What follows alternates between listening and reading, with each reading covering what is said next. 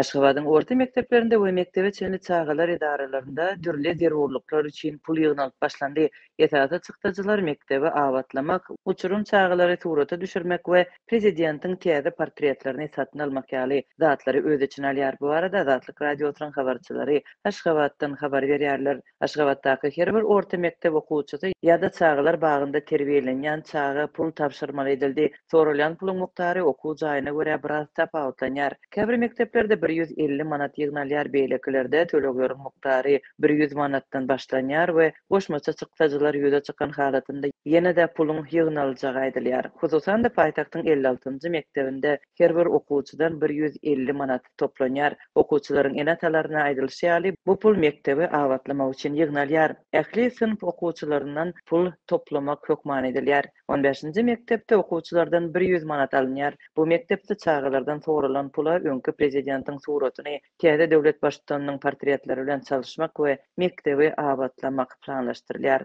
9-njy B sınıfda 30 okuwçy bar. Hersinden 100 manat ýygnaýarlar. Ýöne ýeterlik bolmasa goşmaça pul ýygnajakdyklaryny aýtdylar.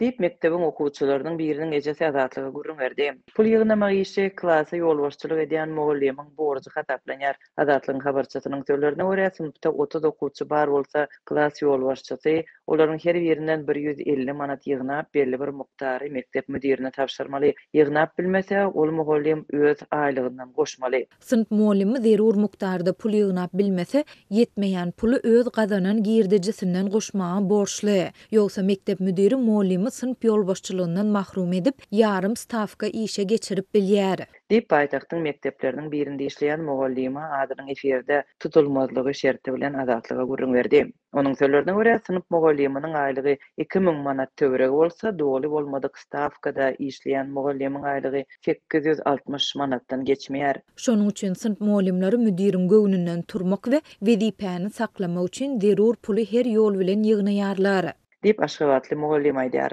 Mektebi awatlamak we beýleki zerurluklar üçin pul ýygnamak däbi onlarça ýyl bäri dowam edip gelýär. Her ýyl okuw ýylynyň ahirinde mektep müdirleriniň buýrugy bilen sınıf mugallimleri pul ýygnap başlaýarlar. Bu köplenç may aýynda bolýar. Şuňlar paýtagtyň çağalar baglarynda hem pul toplanýar. Mektep ýaşyna çenli çağalar idaralarynyň terbiýeçileri bu tördeş üçin enatalardan 100 manat ýygnaýarlar. Olaryň sözlerine görä 100 manat muktarda soralan pul çağalaryň topar bolup surata düşmegi we albom taýýarlanmagy üçin niýetlenýär. Döwlet zerurluklar üçin okuwçylardan we döwlet işgärlerinden pul ýygnamak öňkü prezident Gurbanguly Berdimuhamedowyň döwründe 15 ýylyň dowamında Türkmenistanda adaty bir ýagdaý örildi. Prezidentiň portretlerini we kitaplaryny satyn almak üçin ýylatdan ýygyderli pul ýygnaldy. Bu däp Gurbanguly Berdimuhamedow prezidentlikden aýrylandan soňam saklanyp galdy. Liwap vilayetinde döwlet edaralarynyň işgärlerinden Gurbanguly Berdimuhamedowyň ýerine ýetiren aýdymlaryny jibe telefonlaryna jaň edip goýmak talap edilip başlandy. Bundan başga da döwlet işgärlerine öňkü prezidentiň elektron kitaplaryny jibe telefonlarynda